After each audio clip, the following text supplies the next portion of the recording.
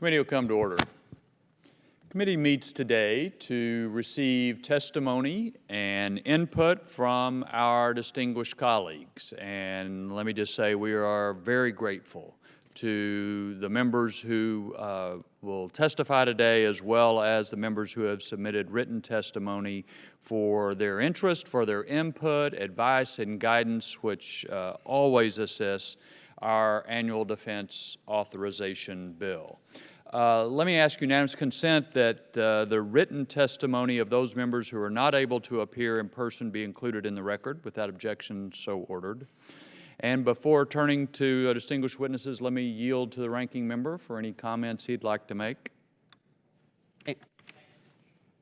Get the button right there. Thank you, Mr. Chairman. I appreciate the opportunity to have this hearing, and one thing on our committee, this is a very big bill that covers a lot of different subjects, and just because you're not on the committee doesn't mean it isn't important to you. So I think it's always important to hear from other members throughout the body, and I thank the chairman for his leadership in doing his best and our best to include those thoughts and ideas as best we can in our bill. With that, I yield back. Thank you. I thank the gentleman. And first up, we have the distinguished chair of the Small Business Committee, the committee that has made a number of contributions to our bill over the years. We appreciate the working relationship we've had. Gentleman from Ohio is recognized for any comments he'd like to make. Thank you very much, Mr. Chairman and Ranking Member Smith. We appreciate the cooperation that we've had with this committee for years. I would note that our ranking member, who we have a very good working relationship with, Nydia Velasquez of New York, had hoped to be here, but unfortunately she's tied up on the floor right now, so won't be able to attend personally, but she's here in spirit. And we thank you for the opportunity to share a few thoughts about the fiscal year 2018 National Defense Authorization Act, NDAA. Let me begin by thanking your committee, all the committee members, for its longstanding collaboration with the House Small Business Committee. The successful passage of previous year's NDAAs are victories for our national security, for our men and women in uniform, and for our small business industrial base, which is very critical and something obviously our committee cares about a lot. I look forward to continuing that relationship with this year's bill. We recognize that this committee has been working with the Department of Defense to pursue acquisition reform. Our nation needs a robust small business industrial base capable of equipping our military efficiently and at a reasonable cost. Improving defense procurement is vital to the health of our economy and directly benefits our armed forces.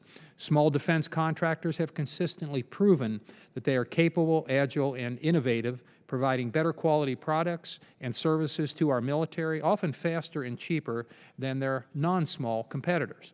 When there are fewer offers, competitiveness would decrease and choices would become more limited and it would become more expensive. Unfortunately, the declining number of companies competing for federal contracts threatens competition and harms readiness. The Small Business Committee has held over a dozen hearings examining these roadblocks. As Chairman Thornberry frequently says, we need to focus on getting more defense for the dollar.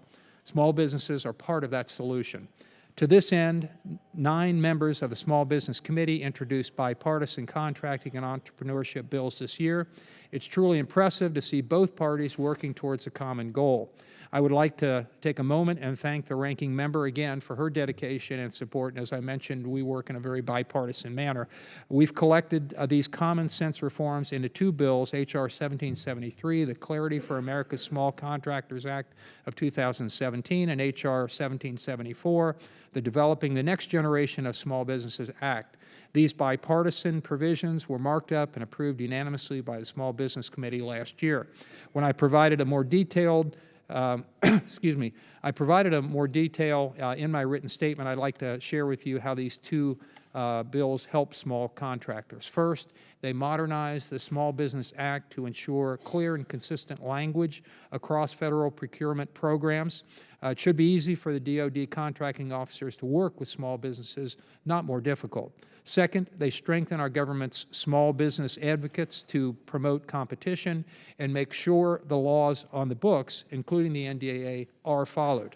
Third, they increase transparency within our federal procurement system, allowing Congress to understand which procurement programs are successful and which need a closer look. This will also make it easier to catch fraud and abuse within the programs. Finally, H.R. 1774 reauthorizes the SBA's entrepreneur development programs to further the important work being done by your committee. This ensures the SBA is effectively introducing the next generation of entrepreneurs to federal contracts. By strengthening our small businesses, we are in turn strengthening our industrial base. I respectfully ask the committee to incorporate these provisions into this year's NDAA, and we look forward to continuing to work with this committee, and we're happy to answer any questions, Mr. Chairman. I think I stopped right on time there, too. I appreciate it, and without objection, the written testimony of all of our witnesses will be made part of the record as well. Are there any questions or comments for the chairman? Gentleman from California?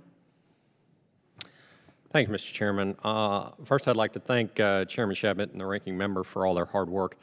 I am honored to be a member of both the House Armed Services Committee and the Committee on Small Business, and I've seen firsthand how important small businesses are to giving warfighters the tools they need in a cost-effective manner. Our small business industrial base has a unique ability to strengthen our contracting process by driving innovation and competition in the marketplace. And just as the chairman said, they are very agile so that they can move quickly in times of need. Small businesses tend to be more nimble and can often respond to market needs. A healthy small business industrial base benefits the taxpayer from increased competition, innovation, and job creation. I support the work being done by Chairman Shabat and Ranking Member Velasquez to increase contracting opportunities for small businesses and strengthen entrepreneurial development programs that help eliminate barriers of entry and diversify our industrial base. A part of that diversification must also come from the people who enter the industrial base in the first place and subsequently make it thrive. That's why I've authored H.R. 1680, Women's Business Center Improvement Act of 2017, for which I've advocated for the inclusion of FY18 NDAA. This bill would make changes to the WBC program, a federal network of educational centers that provide resources and counseling to female entrepreneurs. Currently, the program requires clarification in the areas of oversight and a clear accreditation process, and this legislation aims to address these problems and increase funding for the program so it can expand and improve service quality. I look forward to working with the chairman, ranking member, and my colleagues on measures like this and others to increase opportunities for our small business community. And thank you, Mr. Chairman, and I yield back. Any other questions or comments? Great. Mr. Chairman, thank you. We look forward to working with you again this year as we have before on a bipartisan basis, and we certainly appreciate those members who are on both committees that will take a particular interest in our work. So Thank you, Mr. Chairman. Thank you. Next, we turn to the distinguished ranking member on the Veterans Affairs Committee, a member who used to be a member of this committee, and I was a little sad to see him go, I have to say. But I appreciate the distinguished gentleman from Minnesota coming back today, and the gentleman's recognized. Well, thank you, Mr. Chairman, and to Ranking Member Smith and members of the committee. I too, am saddened that I'm not on this committee, and I'd like to extend a thank you to you and your professional staff. There are no stronger public servants, and their willingness to work with everyone in the caucus, whether they're on this committee or not, to strengthen our national defense is truly admirable. I submit testimony today in my strong support of several efforts within the fiscal year 2018 National Defense Authorization Act. These efforts will serve better the lives of our constituents, and also those serving in the armed forces will all strengthen our national security as a whole.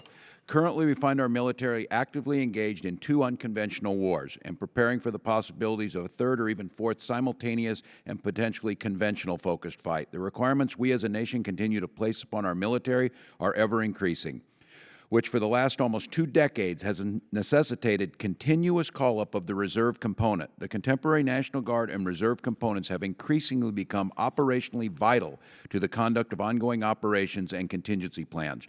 To this end, I must insist upon the fair treatment of our reserve components and the proper attention and planning for their continued operational tempo. The Reserve Component Benefits Parity Act, introduced by Representatives Palazzo, Franks, Shea Porter, and myself, is an important step towards ensuring fairness for our reserve component troops who are involuntarily mobilized to serve this nation under Title 10 U.S. Code 12304B. Many members of Congress have requested its inclusion as a legislative proposal within this NDAA, and the bill has garnered broad bipartisan support, with over 60 members committing to co-sponsor the measure. This legislation supports previous Department of Defense efforts to provide parity in benefits under Section 12304B via amendments to Title 5, 10, 37, and 38 of the Army's transition plan dated November of 2016. It also identifies the rectification of this issue as vitally important to reserve component and the military as a whole. Inclusion of this legislation will correct the health, education, leave, pay, and retirement benefits applicable to reserve component service members who do mobilize under 12304B. Increases in readiness must also accompany the increased operational tempo of the reserve component. To do so requires more training days annually than have been required in the past, for which this committee has thoughtfully provided authorization and appropriate increases to funding, which I am incredibly grateful for. This fundamental shift towards an operational reserve force, though resulting in enhanced readiness, comes at a cost to this nation's employers. Employers are decreasingly likely to hire traditional National Guard and Reserve component members, given their increased utilization over the last several years, which is projected to continue indefinitely. I encourage that the strategic implications of this shift be comprehensively researched by DoD and communicated and work with our employers across this nation. And finally, during the 1990 and 91 Persian Gulf War, nearly 700,000 soldiers, sailors, airmen, and Marines deployed to Iraq and the surrounding area, answering this nation's call to arms. Following the war, many veterans began to experience multiple complex and persistent symptoms that have not to date been explained by traditional medical diagnosis. Gulf War illness has become that generation's Agent Orange. This illness could possibly affect as many as 250,000 of these veterans. It's imperative that DoD coordinate with the Veterans Affairs Administration and the Gulf War Illness Research Program Consortium, part of the congressionally directed medical research program, to declassify specific information necessary to enable the diagnosis and treatment of Gulf War illness veterans. It's been over 26 years since the war ended, and the necessary classified records should be reasonably expected to be declassified in accordance with all applicable laws and regulations. I want to thank the committee again for the work you do. Thank you for allowing me to testify in front of you, and thank you for the care that you give to our nation's veterans. I yield back, Mr. Chairman. I appreciate it, and appreciate certainly the care and interest gentleman shows and works on for veterans and for Guard and Reserve. Any questions or comments for the gentleman? Again, thank you for being with us. Next, we turn to distinguished gentleman from Texas, member of the Defense Appropriations Subcommittee, as well as various other hats he wears. Judge Carter, appreciate you being with us. You're recognized. Thank you, Mr. Chairman. Chairman Thornberry, Ranking Member Smith, thank you for allowing me to testify here today on what I believe is a major problem facing the United States Army. I am the proud representative of Fort Hood, Texas, as well as the co-chairman of the Congressional Army Caucus. I work every day to ensure the soldiers I represent and all our men and women in uniform have the resources they need to do their job as safely and as effectively as possible. I believe the work of this committee is critical to the well-being of our service members and their families. So thank you both for what you do each and every day to serve those who serve us. Today, the revisionist powers are annexing territory, challenging and probing the post-World War II political world order, and using anti-access and anti-denial technology to thwart our ability to project power. These nations have also modernized their ground forces, and the tactical overmatch that the U.S. ground forces have enjoyed for decades is now gone. As U.S. Army Vice Chief of Staff General Allen recently stated, we are outranged, outgunned, and outdated. On our present course, the U.S. Army will not be sufficiently modernized to deter and defeat potential enemies. The Army's current fleet of ground combat vehicles was conceived in the 1970s and built in the 1980s. While multiple upgrades of these vehicles have occurred, they were not designed for the requirements of today's and tomorrow's wars. In 8 years, the Army will make a decision whether or not to keep the current 35-year-old Bradley fighting vehicle. They would keep it for the next 50 to 70 years. The scheduled upgrades for the Abrams tank will take 26 years to complete and completely outfit for the entire Army, while not solving many of the problems of being outgunned anyway. And for many reasons, like having to fund current readiness requirements at higher than expected levels, the Army has no program in place to procure the next generation ground combat vehicles. The risk of an overmatched Army presents to the joint force fight is untenable. It is almost indefensible to us as members of Congress to sit idly by and not give our soldiers the capabilities they will need to dominate the battlefield in future wars. I have introduced HRES 238 to support the U.S. Army and encourage them to expedite their efforts to procure and field the next generation of ground combat vehicles, as well as their current modernization strategy. Our ground combat vehicles are overmatched today, and the longer we wait, the longer our soldiers cannot provide the adequate deterrence, or when, if deterrence fails, without high costs in blood and treasure.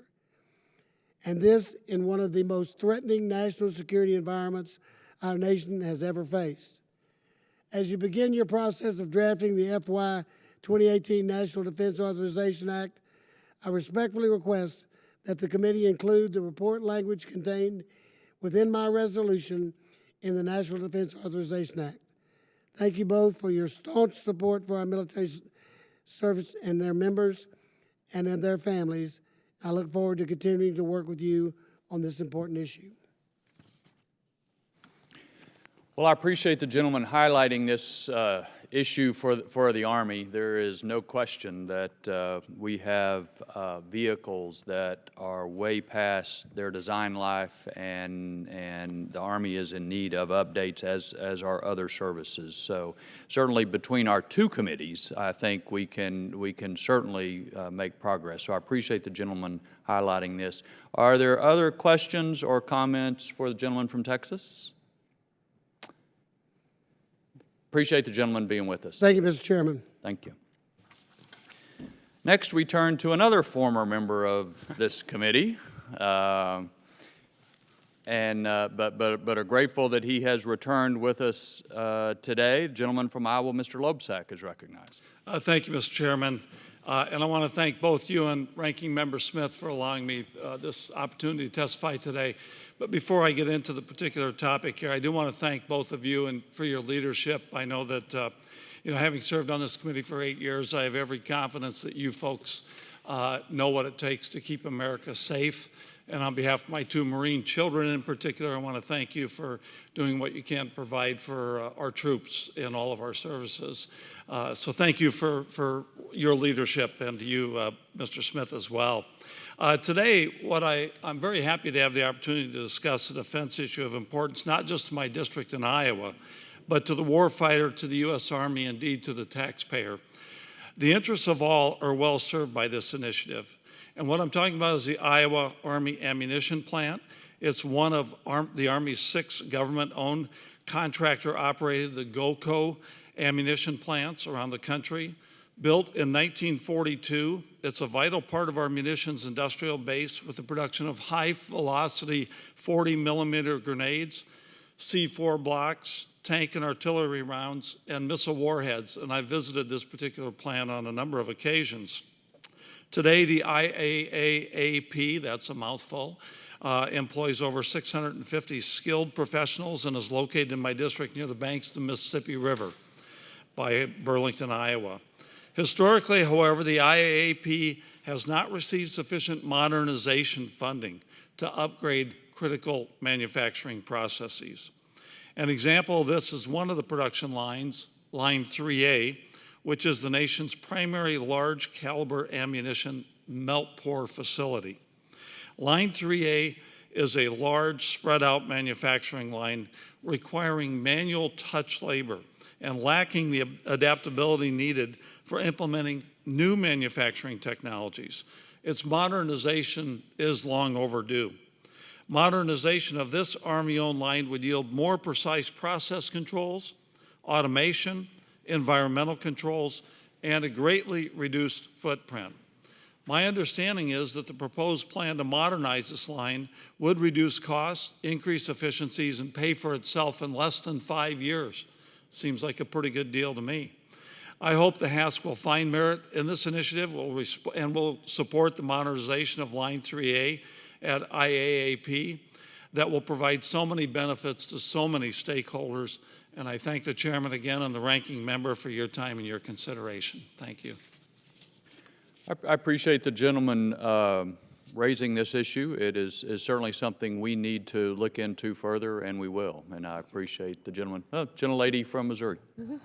Yes, gentlemen, I appreciate you raising this issue because I have just outside of my district, I'm very supportive of the Lake City ammunition facility. Same thing, built in 1940s, and it's severely in need of modernization. And so I did have an amendment in the NDAA to add $20 million more for our ammunition in that particular plant.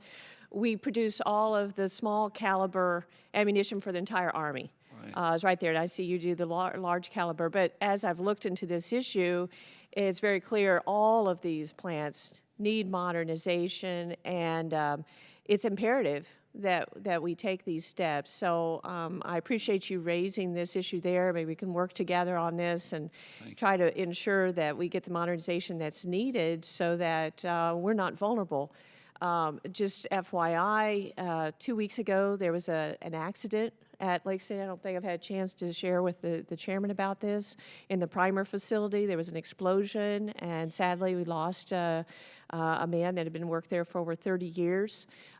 So they're currently shut down, which I've been in contact with the commander there, and as well as Orbital ADK that supervises that to make sure that it won't impact our warfighters right now. They're going through the inspection process and hope to get that back up and running very shortly. But it just shows the vulnerability. And I don't believe, well, they're doing inspection. We don't know. We don't know yet the cause of that tragedy.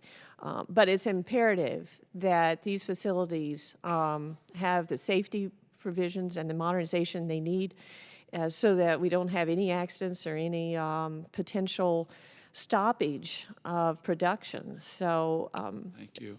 Thank you for raising this awareness. I look forward to working with you, and thank you very much, Mr. Chairman. Thank you.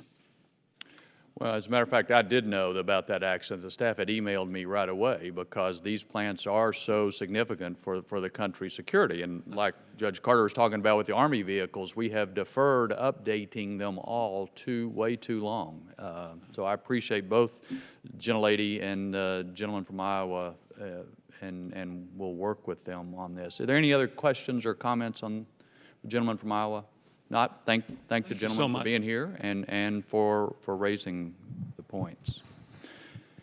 Next, we turn to the distinguished gentleman from Arkansas, who is, I believe, chairman of the EOD caucus. Yes, sir. We always appreciate the gentleman and the caucus's input on this vital part of our national defense efforts. Gentleman's recognized. Thank you, Chairman Thornberry and Ranking Member Smith and distinguished members of the committee. Once again, I'm here to testify before the committee regarding explosive ordnance disposal, or EOD, priorities for the 2018 NDAA. The first priority for the caucus is to re-engage last year's EOD acquisition reform. Last year, Representative Davis submitted an amendment that would have established a permanent joint EOD research, development, and acquisition program under the supervision of the Undersecretary of Defense for Acquisition, Technology, and Logistics, or AT&L. During conference with the Senate, this reform measure was changed to enable DoD to examine the current program and provide recommendations. The department findings were to leave the current program as it is. This means DoD's oversight of the EOD technology and training program is performed by the Undersecretary of Defense for Policy, not the Undersecretary of Defense for AT&L. This is troublesome because the oversight officer's position is scheduled to be eliminated. Additionally, the current system of acquisition causes the services to coordinate on their equipment needs, but then they each have to compete separately through the 4 service requirement systems in order to field what is called joint common equipment. This duplication of efforts results in inefficiency and increased cost to the taxpayer. More importantly, the current acquisition system has completely failed to deliver critical equipment such as X-rays, robots, and electronic jammers to the field. Instead, each service is buying commercial off-the-shelf items to meet its needs. The radiographic imaging system for EOD program is fielding systems that are not compatible with Windows 10 software, are routinely delivered with 50% of the systems broken or unusable, and is so poorly thought out that the Joint EOD Technology Center issued a safety of use message saying that using the system could, under certain threats, cause injury to the user. The Army needs an additional $37.5 million to purchase these commercial systems. This failure to deliver essential equipment that meets requirements on schedule has created a reliance on various commercial solutions that are not joint and will create a logistics nightmare for the Joint Force Commander when deployed. We on the caucus urge the committee to work with your Senate colleagues to develop a real joint EOD RDA program under the appropriate supervision of the Undersecretary of Defense for AT&L, with a funding line managed by the Defense Threat Reduction Agency in order to ensure proper accounting and funding of a small but critical capability and appropriate budget justification documentation to ensure proper oversight. The caucus also continues to be concerned with the capacity of the Army's EOD program. Over the past fiscal year, roughly 1/3 of the Army's EOD force has been cut. Current military deployments to the Middle East have decreased in the past years, but the threat of IEDs are not going away at home or abroad. IEDs remain a cheap, easy-to-assemble, and effective weapon that can have a strategic effect. Many briefings talk about the elimination of chemical or biological weapons, but virtually no mention is made of the EOD men and women who are qualified to disable, defuse, and dismantle these weapons. While working with HASC staff, we noticed very little EOD capacity identified in specific operational plans. We are concerned that the EOD capability is being overlooked in various plans, which will result in a lack of capacity when needed. We recommend limiting the further reduction of Army's EOD forces to match that of other sustainment capabilities. The capacity cuts and lack of EOD planning is caused by a lack of appropriate EOD senior leaders within the Army. Many of the Army's higher headquarters, such as Corps and Army level, have no EOD officer to conduct planning. Additionally, the lack of an EOD general officer continues to hamstring the further development of this important capability within the Army. Therefore, the caucus urges HASC to consider establishing an EOD branch within the Army sustainment community with the Brigadier General as the chief of that branch. We fully understand the difficulty of creating a new general officer position and recommend, as Congress did with other newly created branches, giving the Army a limited exclusion to the general officer cap for the purposes of manning a new branch. Finally, the National Guard Civil Support Teams are the first line of defense for individual states in the instance of a chemical, biological, radiological, or nuclear threat. However, EOD technicians are a missing and much-needed element. The caucus recommends the National Guard EOD program, which will authorize full-time national EOD positions, enabling the National Guard to provide 24/7 EOD support to protect our nation. This will allow EOD techs transitioning out of the active components who currently have limited options to transition into the National Guard. Apparently, my time has expired, so I will yield and for any questions that you might have. Well, I appreciate the gentleman raising these points, and obviously full written statement will be made part of the record. The only thing I would mention to the gentleman is we are in the process of reorganizing the AT&L functions, and so we'll want to keep in communication with you on that point. Thank you. But I understand the gentleman's point about emphasis in the Army and having the appropriate attention on this, because IEDs are not going away. Correct. There's no question Yes, sir. about that. And so we have to have that capability with the proper priority. Thank you. Any other questions, comments? The gentleman from Arkansas?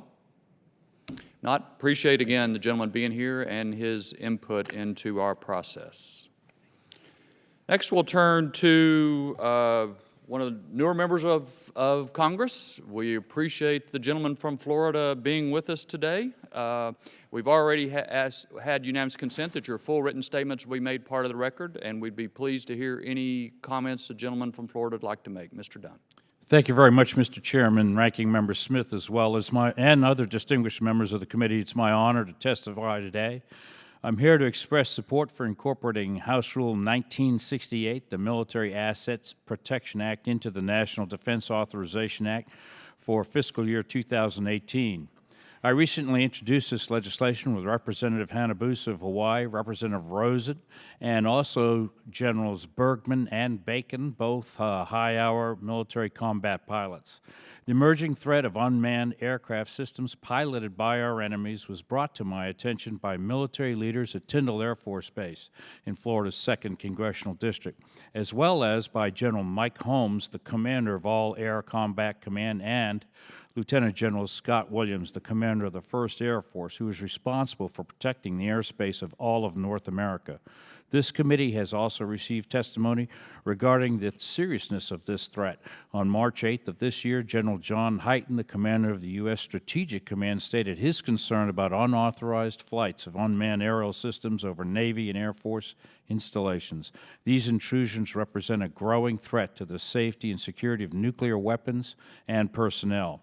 This is not a theoretical threat. Terrorist groups, including the Islamic State, have increasingly used armed drones against our allies overseas. As the tactics and technology of weaponized drones are proven on battlefields abroad, they will be exported to our shores for attacks and espionage against U.S. military installations here at home. Our armed forces face a new threat from drones, and the law needs to catch up. As you may know, the Federal Aviation Administration recently regulated drone flights at 133 different military facilities in the form of airspace restrictions. Although this is a good first step, we cannot expect terrorists to follow the FAA's notices to airmen. And importantly, military personnel currently lack the authority and requisite shield against liability to interdict drones that compromise the security of our assets, installations, classified information, and personnel. For this reason, we drafted the Military Assets Protection Act in consultation with the DoD and the Air Force Office of the Judge Advocate General. In the National Defense Act for 2017, this committee made critical progress on this same issue. The Military Asset Protection Act will further clarify and strengthen the Defense Department's legal authority to interdict drones that threaten homeland assets and installations. I respectfully request that the committee consider House Rule 1968 as it develops the National Defense Authorization Act for fiscal year 18. And I want to thank you all for your time and for the opportunity to speak to you on this important issue. Well, I appreciate the gentleman work on this. There is no question within the last year we have seen enemies using armed drones against us, against our allies, as the gentleman points out. And we have issues here at home, and we need to have the laws keep up with the change in tactics and technology, as the gentleman said. So I think that's exactly right. Gentleman from Louisiana? Thank you, Mr. Chairman. And Doc, I'll just certainly agree with you. Even the FAA doesn't know really what to do with all the drones. There are more drones on the civilian side now than there are aircraft flying. And certainly they can be militarized, weaponized, and they're getting bigger and better and faster. The optics are impressive. So good for you guys for highlighting this. I know the chairman has highlighted it in a previous committee meeting, but it is a threat that is going to become more and more critical as time moves on very quickly here. Thank you for your input. Thank you, Dr. Abram. Great. Dr. Dunn, thank you for being with us, and we'll certainly take a look at your legislation and continue to work together on this issue. Thank you, Mr. Chairman. Thank you. Next, we turn to another distinguished gentleman from Louisiana, Mr. Johnson, also a new member of Congress. We're grateful that you would be with us today. Your written statement's part of the record. You're recognized for any comments you'd like to make. Thank you, Mr. Chairman and Ranking Member Smith and members of the committee, including my good friend Dr. Abraham from the neighboring district. I really appreciate the opportunity to provide input during this committee's hearing today as we determine the fiscal year 2018 National Defense Authorization Act. I'm going to read fast because we have some important information I'd love to get into the record today. I have the honor of representing a congressional district that's home to both Fort Polk and the Barksdale Air Force Base, which are two, as you know, vital military installations for our nation and our national security interest around the world. As I'm sure you know, Fort Polk is home to the Army Joint Readiness Training Center, and Barksdale is home to our Air Force Global Strike Command. As is evident with the actions of North Korea, we know we live in a highly uncertain and incredibly complex time, and it further highlights the importance of our bases. Due to today's time constraints, I'll try to focus primarily on just 3 areas that I think are essential, in essential need of attention by the committee and the Congress: our U.S. nuclear enterprise, our U.S. Army forces, and ensuring appropriate missile defense needs are met for homeland defense and U.S. strategic alliances. Now, I'm new to Washington, but one of the first things I did was meet with the generals based in my district, given the importance of the roles they play in our daily global national security and the training of our Army soldiers.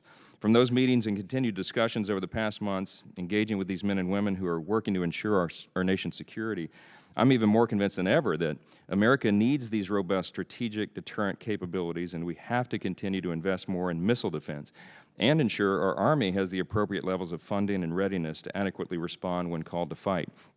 The U.S. should not only invest more in missile defense, given recent missile testing by North Korea and Iran, for our own immediate national security needs, but we should also continue to adequately invest in missile defense cooperation with Israel. Based on developing hostilities around the world, it's clear we have to step up our level of investment into our U.S. missile defenses, developing leading-edge conventional and non-kinetic capabilities, modernizing our nuclear forces, assurity in our command and control, effective intelligence collection and support, and ensuring our Army force posture is adequately maintained with the right balance of highly trained, well-equipped soldiers to quickly respond when called into action. Without adequate investment in these platforms and people, America will struggle to provide the necessary levels of U.S. national security at home and to assure the security of our allies and partners around the world.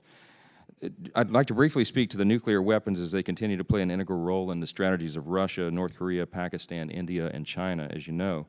In fact, according to many reports and as evidence from recent aggressive actions, these countries are increasing their reliance upon and modernizing their capabilities, whether it be in their land, air, or sea-based nuclear forces. It's also very clear Iran has not given up its nuclear ambitions. Thankfully, despite ideological differences, Congress has clearly expressed support for the long-term commitment we have at Barksdale Air Force Base and for the majority of the nuclear triad.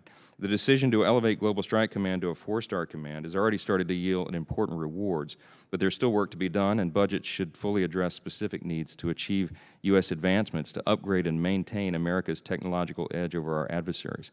Critical areas of need include upgrading nuclear command and control facilities, addressing the challenges of the B-52 re-engine, which are facing catastrophic engine failures, the future of the B-21, and essential funding for what President Trump's own March budget deemed, quote, critical infrastructure maintenance, unquote, and warhead life extension programs to sufficiently modernize the nuclear security enterprise. As Secretary of Defense Mattis recently stated, we must ensure a war that can never be won will never be fought. As members of this committee, you're well aware of the activity Global Strike Command oversees and its involvement in a wide array of strategic deterrence, global strike, and direct combat, including actions in Iraq, Syria, Yemen, and Nigeria. The Bomber Command, 8th Air Force, in charge of our aging fleet and missile command, and the 20th Air Force, in charge of the U.S.'s intercontinental ballistic missiles, are critical to deterrence and global strategy. And our ground capabilities, in the event that maintaining a capable and robust nuclear option doesn't suffice as a deterrent from war, it's also imperative we have capable and ready ground forces. Unfortunately, previous budgets plans forced the Army to shrink at an unrealistic pace to the lowest levels in 50 years, as you know, and seriously threatened our nation's long-term ability to carry the fight forward. These changes not only impacted the top line in-strength numbers, but also the Army's ability to accomplish their missions and achieve necessary military readiness. My district's proud home of the Fort Polk Army Base, and it's important today to highlight how the Army has continued to solidify Fort Polk's footprint as a multi-purpose military installation with state-of-the-art Joint Readiness Training Center.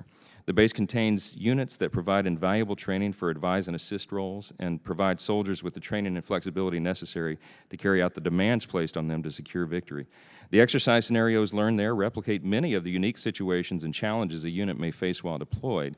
And because of this, Fort Polk is uniquely suited for a number of upcoming Army plans, including planned expansion of the Army Advise and Assist missions, as it is the only combat training center in the nation that also trains and deploys combat units. The Army recently completed its largest land purchase in an effort to provide even more robust training capabilities for brigade combat team rotations, an action that was warmly embraced by the local community. We have a number of issues that I could highlight, but I see that I'm far out of time. But, Mr. Chairman, I will submit the written comments for the record, and I certainly appreciate the opportunity to show our support for our men and women in uniform. Thank you all for your critical work for the country, and I yield back. Well, I appreciate the gentleman highlighting 3 very important issues. This committee has has certainly focused on the nuclear deterrent, and missile defense, as you mentioned, is critically important, and the Army needs, I think, you've highlighted are very well taken. Any comments or questions? Gentleman from Louisiana? Thank you, Mr. Chairman. It's, just want to say it's an honor for me to serve with the gentleman from Louisiana also. His knowledge base, his passion, his tireless work effort, he's all over not only the district but his state, highlighting the armed forces capabilities and certainly the deficiencies that he has mentioned with the B-52 engine. And he's right, the GRTC at Fort Polk is not only prime, but it's ready to take on that AAA battalion and brigade. So we would look forward to working with that. In Belle Chase, we have certainly some issues down there with some F-15 shortages that will occur shortly if we don't do something about it. So again, just a heartfelt thank you to Mike for his unwavering support of the armed forces, not only in Louisiana, but of the nation. Thanks, Mike. Thank you, sir. Any other questions or comments? Appreciate the gentleman taking time to be with us, as well as your input. Obviously, the committee will take all the input we've received today in written and oral form into consideration and try to come up with the best defense authorization bill we possibly can. At this point, the hearing stands adjourned.